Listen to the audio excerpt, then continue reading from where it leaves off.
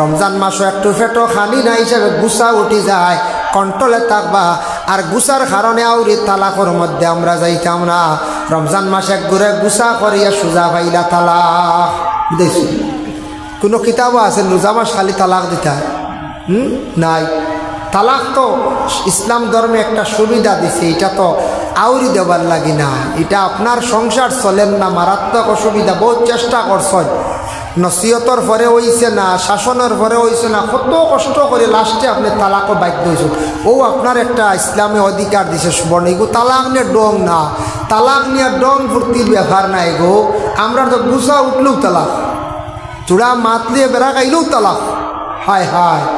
এর জন্য বিশেষ করিয়া তালাক থাকি আমরা বিরত থাকতাম, অত জলদি গুছা করতাম না। রোজা মাস দিন রোজা রাখো, মা বই নকলর বহুত কষ্ট হয় রোজা মাস। এটা মহিলা হলে হইতে পারবা, হইবা কিয় আমরা কত এরানি আনে খানি দিয়ে তা রান্ধিতে আরে হেরাননি বেটিন নাই ওর গেলে কয়দিন রান্ধুন জানি দেখবা কি গজব ছুটি। হ্যাঁ, রান্দা খাম, গররতা খাম। হ্যাঁ, বেটিন গেলে কি নাই ওর মাঝে মাঝে ওটা খামো পড়লে দেখুন জানি মাথায় ঘুরে উল্টিয়া পড়বে। কত কঠিন। বেটিনতে দেখুন জানি ঘুম থাকি উঠিয়া জুয়রের আগে গোসল উসল করিয়া এরপরে শুরু করলা জুয়রের নমাজ পড়ে যেমনে রান্দা শুরু হইল, রানতে রানতে রানতে রানতে ইফতার ঠাই। এর মাঝখানো এক দূরে জিলাপি আর খাজুলি বড় বড় চোখ উল্টে খালি কইবা কিতা হইল হব দেখি রেডি হইল। হ্যাঁ, বেটিন দিয়ে আস্তা দিন খাম রানতে রানতে কুম্বা বেল যায় বুধু ভাই না ইফতারের টাইম। এর কারণে বিশেষ করে এর বাদে ইফতার করি এলে বাসন কতখান পরে না। আমরা আর তো চিন্তা আসলে বেটা মানছ খাইলা গেলা কিন্তু শেষ, বারোই গেলা খেও লুক্ষা ধরাই দিলা গুয়া খাইতে তো চলে না। বেটিতে বাসন দইতে দইতে ইফতারর বাদে তেরাবির আগুন তো খালি দইতে আহির। এবার তেরাবির নমাজ পড়ি আবার সাহারি হতার খানি আবার রান্ধিতা। এর ভাগো অত লম্বা নমাজও পড়াইতে। এর বাদে বাচ্চান্তরে কুলাইতা আমরা বেটাই অবসর। এর বাদে আমরা কোরআন তিলাওয়াত করে। এর ভাগে দিয়ে শোনা যায় বেটিনতে কই আমরারে হারিয়ানাত দারুকিরা তো আমরা এখানো পয়সা খতম 10,000 থেকে দেখা যায় বেটিনতে খতম পুরে ইয়ে আসছেন। সুবহানাল্লাহ, 10,000 থেকে খতমের পয়সা আই হয়, এক খতম শেষ। এটা আড়া দরিয়া চলে। সে খার আগে খতম পুরে সোনা সাত দোয়া হইতো। রোজা মাস সোনা সাত যেন দোয়া হয় 8 রোজা পর্যন্ত আইসি আমি পাইছি, এক খতম শেষ। বুঝাইছো রোজা মাস 3 খতম 4 খতম দিতরা বেটিনতি, তত তার ঘরেও বেটিনতে কোরআন খতম দেন। আর আমরা আস্তা দিন ফাঁকাই, আর আমরা এখন খতম আস্তা মাস ইতাম পারি না। বুঝাইছে। কিন্তু বানাত মাদ্রাসার মধ্যে যদি একটা মেয়ে সন্তানে পড়ে, বাড়ির থাকি বাহির ওয়াত থাকি আসা পর্যন্ত মেয়েটার মাথাও ডাকা থাকবো, গোটা বদন ডাকা থাকবো, তাদের পরনে বুর্গা থাকবো, ইটয়া থাকছে গিয়া বানাত মাদ্রাসার একটি ইউনিফর্ম। এর জন্য মেয়েটার নিশ্চয় চরিত্র ব্যবহারগুলা অটোমেটিক পরিবর্তন হয়ে গেল। কোরআনটা যদি হিফজ করিলা, আর পুরা কোরআন যদিও পারে না 10 পারা যদি হিফজ করিয়া রাখতে পারে, মেয়েটা 10 পারা কোরআনের হাফিজ বনি গেল। 10 পারার হাফিজ যদি বনিয়া সেই মহিলা যদি তাকে 10টা পারার যদি খেদমত করি। এইভাবে মেয়েরা অনেক মানুষে তালাশ করে। জেনারেল আমি নিজেও পাইছি বলে হুজুর মাদ্রাসাত ফড্ডা বানাতো ফড্ডা কিতা হাফিজ মেয়েরা মিলে আমার খুব ইচ্ছা জীবনে আলায় একজন মেয়া শূন্য আমরা তালাশ করি ভাই না। কারণ মাদ্রাসা কম বানাত আমরা ফড়াত দেই না, কই আমার মেয়ের লাইফ অন্ধকার হইব, নষ্ট হইব বলে। জি না, আপনার বেশি বিশেষ দরকার। মেয়ে যদি উচ্চ শিক্ষিত বানাইতে চায় ফড়াক পাক কোনো বাধা নাই, ফড়াইতে গেলে মেহনত করতে লাগবো। কিন্তু এইভাবে ইসলামিক প্রতিষ্ঠান বানাত যেটা আছে তার যদি আপনি মেয়েটা ফড়ায়, ফড়ানির পরে দেখবা এই মেয়েটার গুণ আলাদা, চরিত্র আলাদা হয়ে যায়। বহুত বেশ সময় কোনো সময় বাইসাবরে কইবা, কোনো গ্রামের বাইরে কইবা, আত্মীয় স্বজন দেখুন বলে বাইরে আমার একটা দিনদারি পর্দাশীল একটা মহিলা আমারে দেও। সারা জীবন একটা মেয়ের লাগি রিলেশন থাকলো, আর বিবাহ করার সময় সেই ছেলেটা কিন্তু পর্দা ফসিদার একটা মেয়ে চাইল। সবে কিন্তু পর্দাশীল মহিলা চাই, দিনদার মহিলা চাই। নবী যে ফরমান কেউ যদি অভাব যদি পড়ি যাও তুমি বিবাহ করিলেও রিজেকের মালিক আল্লাহ। কোনো দিনদারি মহিলা যদি তোমার ভাগ্যে যদি জুটি যায়, কোনো মেয়ে আপনার ঘরে আসার পরে আপনার জিন্দেগিতে রুজি রোজগার আল্লাহ বাড়াইয়া দিবা। দিনদার মহিলা আপনার ঘরে যাইব, নমাজ পড়িব, তাহাজ্জুদ পড়িব, গভীর রাত উঠি আল্লাহর দরবারে খান্দিবাই আল্লাহ আমার এই স্বামীর ঘরে দিছে, আমার স্বামী গরিব দেখিয়ার আল্লাহ আমার স্বামীর রুজি রোজগার বাড়াইয়া দাও, স্বামীর হায়াত বাড়াইয়া দাও।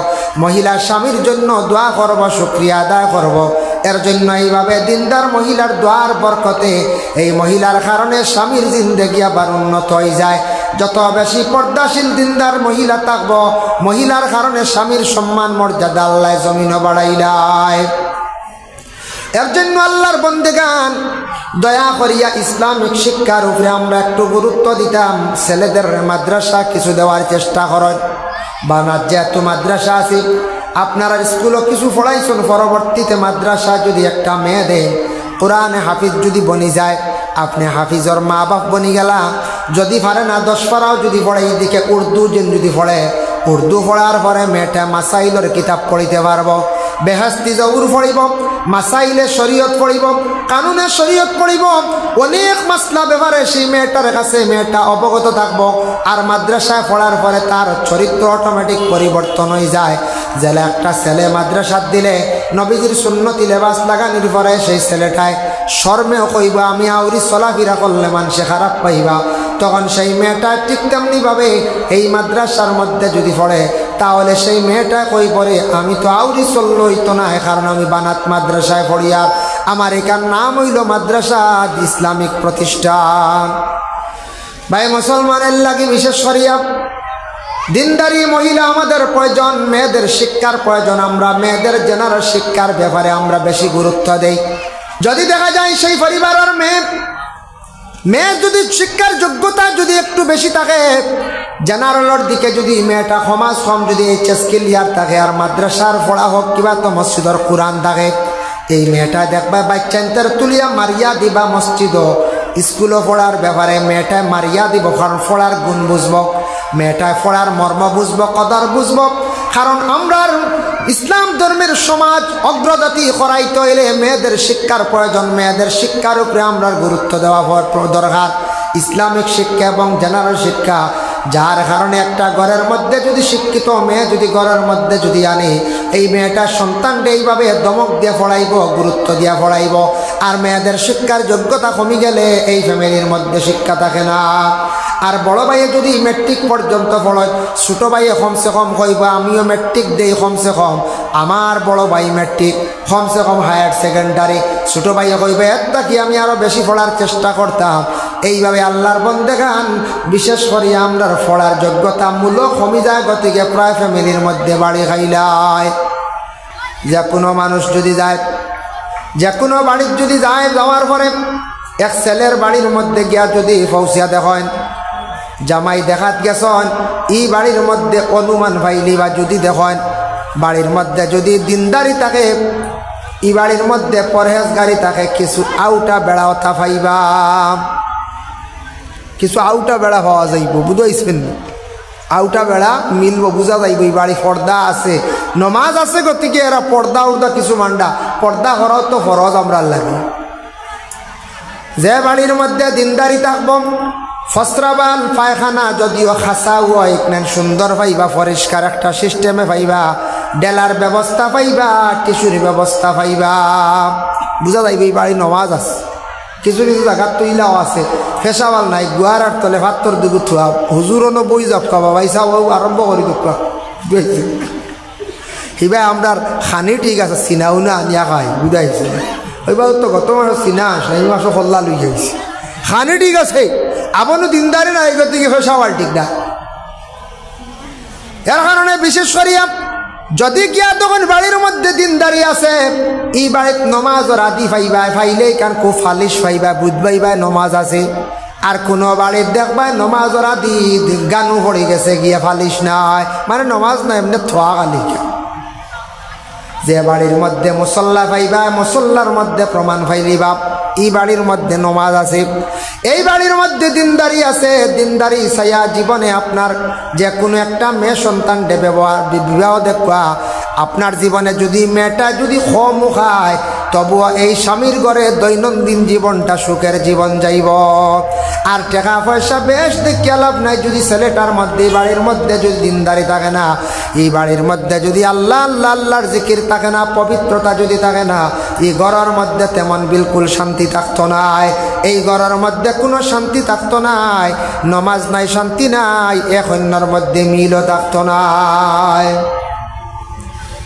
অবশ্যই এর জন্য বিশেষ করিয়া ও জিনিসটা আমরা চাইতাম রাসূলুল্লাহর কন্যা হযরতে ফাতিমাতুজ জাহরা রাদিয়াল্লাহু তাআলা আনহারে বিবাহ দিছেন আলীর সঙ্গে, বড় গরিব সাহাবীর সঙ্গে বিবাহ দিলে আল্লাহর রাসূলে।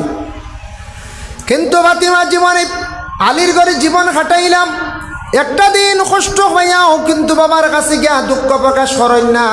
ওলা দিন গেল ফাতিমার আলীর ঘরে দেখেন হযরতে ফাতিমায় বর্ণনা করেন তান একদিন আব্বার কাছে কইত্রা, আব্বা গতকালকে আমার স্বামী আপনার দামান বাইরে গেছলা খাজ খামক, কোনো দিকে খাজ পাইছেন না, আইজো আবার গর্তা কি বাহির হইয়া গেছন, জানি না খাজ পাইলা কিনা। বলে মা গ কি খাইত্রায়? বলে আব্বা আজকে 2 দিন হয়ে গেছে, 3 দিনও পড়ে গেছে, চুলায় আগুন দিছি না, কোনো গুস্তর ব্যবস্থা নাই, আমরা রুটি তাও দিয়ে বানাইতাম ইলা ব্যবস্থা নাই, ফানি আর খাজুর খাইয়া আমরা জীবনটা কাটাইয়ার।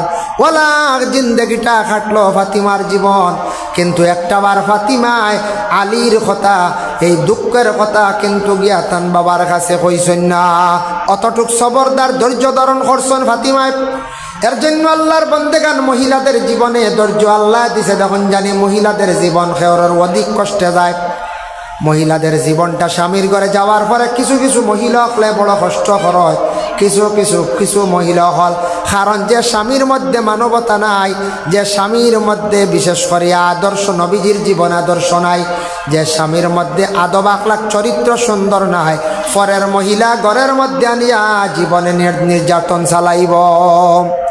যার মধ্যে নামাজ থাকবো, যার মধ্যে বিশেষ করিয়া নবীজির জীবন আদর্শ থাকবো, তার শিক্ষা থাকবো, জানিয়া রাখবা এই ছেলেটা কোনোদিন অন্য কোনো মহিলার উপরে এমন আঘাত করতো না। যদিও কোনো সময় মহিলারে সংশোধন করতে গিয়ে একটু দমক দিব, শাস্তি দিব, দেওয়ার কিন্তু অধিকার আছে, কিন্তু চরমভাবে কোনো মহিলার উপরে কোনো আঘাত দিত না, মহিলার জীবনে এসে কখনো কষ্ট দিত না। এর জন্য আমাদের দেশে এই যে ইসলামিক শিক্ষাটার অবহেলা করিয়া আর গতিকে ইলিমটা জমিন থেকে বিদায় হয়েছে। কারণ হইল গিয়া ইলিম দিনে দিনে কমের, আমরা দেখি আর বাড়ির হালেকে কমি যার। আগে আগে বড় বড় পণ্ডিত হলে যেটা বই লেখলা, বড় বড় মুহাদ্দিস হলে যেটা কিতাব লেখলা, বড় বড় মুফাসসির হলে তফসির লেখলা। এখন কয়জন আমরা কিতাব লেখনেওয়ালা আছি নাই? কারণ ইলিমটা কমের, আমরা অবহেলার কারণে আমরা এখন খাইব কিলা চিন্তা করিয়া মেয়েও বিবাহ দেন না, অনেকে ডরাইয়া কেউ ছেলে বিবাহ দিত না, অনেক বাচ্চা নিতে পড়ার যাইত না বলে চল মুখিলা খাই মুখিলা মানুষ অবহেলা করে। এর কারণে দুনিয়ার জমিন থাকি নবীজি ফরমাইছেন ইলিম আস্তে আস্তে উঠি যাইব, আইয়ার ফাল ইলিম উঠি যাইব গিয়া। কিন্তু আমরা জানি না নবীজি ফরমাইছেন যদি একটা ছেলে তার জিন্দগির মধ্যে সে যদি দেখে তার জীবনে রুজি রোজগার আবহাওয়া না, সে দিনদারি একটা মহিলা বিবাহ করো। ছেলেটা যদি দেখে তার জীবনে রুজি রোজগার না, দিনদারি একটা মহিলা বিবাহ করো। এক সাহাবী গরিব গিয়া কইলে, ইয়া রাসূলুল্লাহ আমার তো গরিবই যায় না, নবীজি ফরমাইছেন বিবাহ করলিছেন। বলে জি না। বলে তেম বিবাহ করিলাও, আল্লাহ তোমার গরিবি দূর করবো। তাই বিবাহ করছ। কয়েকদিন পরে গিয়া বলে, ইয়া রাসূলুল্লাহ বিবাহ তো করলাম, আপনি কইসলা আবার তো গরিবই যায় না। নবীজি ফরমাইছে যাও আরেকটা বিবাহ করলি। করলা 2 বিবাহ, আবো নাই। আরো কয়েকদিন পরে গিয়া কইল, ইয়া রাসূলুল্লাহ 2 বিবাহ করলাম, আপনি কইলা কোনো গরিবই তো যায় না, কোনো রুজিরও লাইন ভাই না, কিচ্ছু না। নবীজি ফরমাই যাও আরেকটা বিবাহ করিও, করিয়া কাম করিও লগে। বলে কিতা?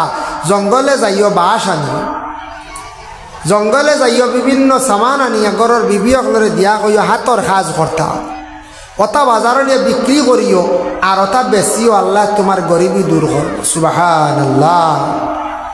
বুঝাইছে? ও সাহাবি গেছেন রাসূলুল্লাহর আদেশ ক্রমে বাড়িতে গিয়া ঘরের বিবিয়কলরে কইলা, বলে রাসূলুল্লাহ আদেশ করছেন, বলে নবীজিও কইছেন নি যাই। ও জঙ্গল থাকি বাঁশ আনিয়ে দেওয়া আরম্ভ করলা, ময়ূরের ডানা দেওয়া আরম্ভ করলা, এরা বিভিন্ন ফুল বানাইলা, বাঁশ দিয়া বিভিন্ন জিনিসপত্র বানাইলা, স্বামীয়ে বাজারও যাওয়া আরম্ভ করলা, বিক্রি করা আরম্ভ করলা, আর আস্তে আস্তে তান খালি রুজি বাড়া আরম্ভ হইল। সুবহানাল্লাহ। এখন নবীজি কইসলা স্বামী, এই স্বামীয়ে যে বাজার থেকে বাঁশ আনছন, বিবি সকলে বিক্রি করছন, ইকান শুনিয়া আমরা খাইলে বেতু বাঁশ দিলেই তেমনি করে হব। জি বলে ন বেতু বাঁশ ন হলইবা না, উপায় নাই, চলতাম তো। এখন কুর বেটি দিতে পারেন না, এটা নাই। এটা সেই সময় সেই যুগে নবীজি কইছেন স্বামীর অভাব দূর হইব, মহিলা হল তুমি গরো কাজ করো। এখান কইছেন না তোমার বিবি হলরে তুমি বাজারও লইয়া যাও, এখান তো কইছেন না। বিবি হললে বাজারও দোকানদারি করাও, এখান কইছেন না। কইছেন গরো কাজ করো কম, আর তুমি গরর বিবি হলর তা মাল নিয়ে বানাইল মাল নিয়ে বাজারও বিক্রি করো। এর জন্য নবীজি ফরমায় ও সাহাবী তোমার গরিবী দূর হয়ে গেছে বলে, হ্যাঁ ইয়া রাসূলুল্লাহ আমার গরিবী দূর হয়ে গেছে। আল্লাহর রাসূলে ফরমায় যদি রাখে ওর যদি গরিবী দূর হয় না, দিনদারি একজন নেককার মহিলা বিবাহ করো, যে মহিলাটা আদর্শবান, এইভাবে চাইয়া তোমার জীবনের মধ্যে সেই মহিলা বিবাহ করো, জিন্দগির মধ্যে ফায়দা মন্দ হইবাই। আমাদের দেশে প্রায় জায়গাত মানুষে জিজ্ঞাসা করেন হুজুর আমার ছেলেটা হাফিজ সাহেব বা আলিম সাহেব, একজন আলিম মেয়ে একজন হাফিজ মেয়ে সাইয়ারা শুনি আমরা পাই না। মানুষে আপোষ পায় কোনো মাদ্রাসাত পড়া মেয়ে আসনি, বুঝে যেন মাদ্রাসাত যদি পড়নেওয়ালা থাকে কমসে কম মাদ্রাসাত যাওয়া আবার সময় একটা ইউনিফর্ম লাগানি হয়, এটা মেয়েটার নিশ্চয় চরিত্র ব্যবহার ভালো হইব। অন্যান্য স্কুল কলেজ ইউনিভার্সিটির থাকি এই যে মাদ্রাসা যেটা বানাত মাদ্রাসা আছে, ইটার আসা যাওয়া পড়াশোনা বেশম হইব না, বহুত বেশম হইব। কলেজ ইউনিভার্সিটির যারা মেয়েরা যায়, ইউনিভার্সিটির একটা ইউনিফর্ম আছে, কলেজের ইউনিফর্ম আছে, মেয়েটায় মাথা ডাকিয়া যাইতে পারতো না, সম্ভব নাই। যদিও মাথা ডাকে লজ্জা করব, অন্যান্য মেয়েরা কমেন্ট করবা, যার কারণে রাস্তার যদি মাথায় কন্যা দিয়া যদি যায় তখন মারছে। স্কুলে যাওয়ার পরে বাউন্ডারির ভিতরে যাওয়ার পরে মাথার কাপড় কিন্তু মেয়েটা সরাইতে লাগবো। কিন্তু বানাত মাদ্রাসার মধ্যে যদি একটা মেয়ে সন্তানে পড়ে, বাড়ির থাকি বাহির ওয়াত থাকি আসা পর্যন্ত মেয়েটার মাথাও ডাকা থাকবো, গোটা বদন ডাকা থাকবো, তাদের পরনে বুর্গা থাকবো, ইটয়া থাকছে গিয়া বানাত মাদ্রাসার একটি ইউনিফর্ম। এর জন্য মেয়েটার নিশ্চয় চরিত্র ব্যবহারগুলা অটোমেটিক পরিবর্তন হয়ে গেল। কোরআনটা যদি হিফজ করিলা, আর পুরা কোরআন যদিও পারে না 10 পারা যদি হিফজ করিয়া রাখতে পারে, মেয়েটা 10 পারা কোরআনের হাফিজ বনি গেল। 10 পারার হাফিজ যদি বনিয়া সেই মহিলা যদি তাকে 10টা পারার যদি খেদমত করি, এইভাবে মেয়েরা অনেক মানুষে তালাশ করে। জেনারেল আমি নিজেও পাইছি বলে হুজুর মাদ্রাসাত ফড্ডা বানাতো ফড্ডা কিতা হাফিজ মেয়েরা মিলে আমার খুব ইচ্ছা জীবনে আলায় একজন মেয়ে আসনে আমরা তালাশ করি ভাই না, কারণ মাদ্রাসা কম বানাত আমরা পড়াত দেই না, কই আমার মেয়ের লাইফ অন্ধকার হইব, নষ্ট হইব। বলে জি না, আপনার বেশি বিশেষ দরকার। মেয়ে যদি উচ্চ শিক্ষিত বানাইতে চায় পড়া কোনো বাধা নাই, পড়াইতে গেলে মেহনত করতে লাগবো, কিন্তু এইভাবে ইসলামিক প্রতিষ্ঠান বানাত যেটা আছে তার যদি আপনি মেয়েটা পড়ায়, পড়ানির পরে দেখবা এই মেয়েটার গুণ আলাদা, চরিত্র আলাদা হয়ে যায়। বহুত বেশ সময় অনেক ছেলেরা জীবনে দেখলাম বাইরে মনে কিচ্ছু আনবা না, আমরার জীবনে এইলা কেস পাইছে, আমাদের কাছে আইসে সমাধানের লাগে এইভাবে আইসন। স্কুল কলেজ ইউনিভার্সিটি পড়াইছেন স্টুডেন্টস যারা আছেন, যারা কলেজের ইউনিভার্সিটির স্টুডেন্টসরা একটা মেয়ের সঙ্গে রিলেশন হয়েছে, সম্পর্ক হয়েছে, মেয়েটা মোবাইল চালায়, ছেলেটা মোবাইল চালায়, মোবাইলে তাদের যোগাযোগ সব সময় হয়, কিন্তু হঠাৎ দেখা যায় সম্পর্কটা বিচ্ছিন্ন হয়ে যায়। বলে কারণটা কিতা? ছেলেটার মনের মধ্যে ওটা আসি যায়, আজকে সেই মেয়েটায় আমার সঙ্গে অতটুক করে, নিশ্চয় মেয়েটার আদর্শ ভালো নাই, এই মেয়ে নিয়ে আমি জীবনে কীভাবে দিন কাটাইব। তখন সেই ছেলেটা দেখি এইভাবে রিলেশনের মহিলা হলরে ছাড়িয়া কোনো সময় বাইসাবরে কইবা, কোনো গ্রামের বাইরে কইবা, আত্মীয় স্বজন দেখুন বলে বাইরে আমার একটা দিনদারি পর্দাশীল একটা মহিলা আমারে দেও। সারা জীবন একটা মেয়ের লাগি রিলেশন থাকলো, আর বিবাহ করার সময় সেই ছেলেটা কিন্তু পর্দা ফসিদার একটা মেয়ে চাইল। সবে কিন্তু পর্দাশীল মহিলা চাই, দিনদার মহিলা চাই। নবীজি ফরমান কেউ যদি অভাব যদি পড়ি যাও তুমি বিবাহ করিলেও রিজেকের মালিক আল্লাহ। কোন দিনদারি মহিলা যদি তোমার ভাগ্যে যদি জুটি যায়, কোনো মেয়ে আপনার ঘরে আসার পরে আপনার জিন্দেগিতে রুজি রোজগার আল্লাহ বাড়াইয়া দিবা। দিনদার মহিলা আপনার ঘরে যাইব, নমাজ পড়িব, তাহাজ্জুদ পড়িব, গভীর রায় তুটি আল্লাহর দরবারে খান দিবাই, আল্লাহ আমার এই স্বামীর ঘরে দিছ, আমার স্বামী গরিব দেখিয়ার আল্লাহ আমার স্বামীর রুজি রোজগার বাড়াইয়া দাও, স্বামীর হায়াত বাড়াইয়া দাও। মহিলা স্বামীর জন্য দোয়া করব, শুকরিয়া আদায় করব। এর জন্য এইভাবে দিনদার মহিলার দোয়ার বরকতে এই মহিলার কারণে স্বামীর জিন্দেগি আবার উন্নত হয়ে যায়। যত বেশি পর্দাশীল দিনদার মহিলা থাকবো, মহিলার কারণে স্বামীর সম্মান মর্যাদা আল্লাহ জমিনও বাড়াইলায়।